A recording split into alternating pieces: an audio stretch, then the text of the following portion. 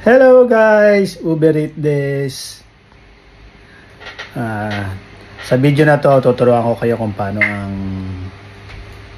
mag food delivery dito sa Japan, yung Uber Eats delivery. Paano yung mga sistema. Okay, ito. Panoorin nyo itong video na to. Hello guys, ayan.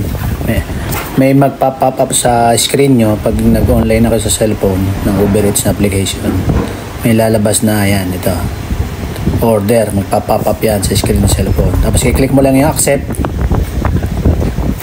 Pag na-accept na, ayun, meron din dyang navigate ng store. Puntahan yung address ng store kung saan mo pipick upin yung order ng customer. Punta mo dun sa store. Yan, may navigation din yan. Navigation map. Ayan. Punta ako sa McDonald's. Ito yung kado. McDonald's dyan.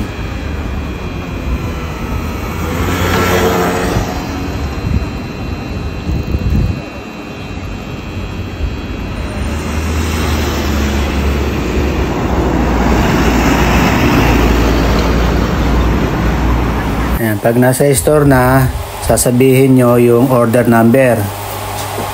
Tapos pag binigay na sa inyo, kiklik mo yan verified order.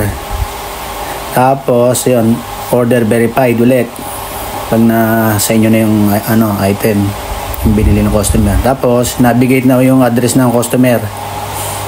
Ayan, navigate na. Puntahan nyo na yung address ng customer.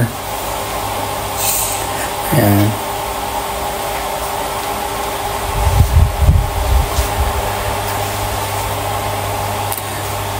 Tapos dyan, may nakanote dyan yung customer na minsan iwan lang sa tapat ng pinto niya yung in-order niyang item.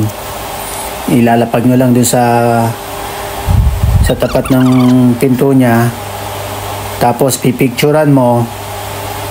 Yun.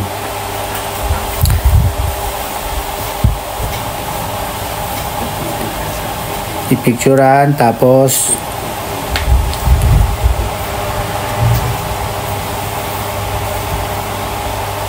ayan, delivered. Ayan, upload yung picture. I-click mo lang yung delivered na button. Ayan, pwede ka rin mag-add ng message. Tapos delivered. Ayan, automatic papasok na yung commission nyo kung magkano yung delivery. Ayan, complete delivery. I-ano mo yan, slide to right para makomplete, pumasok yung commission.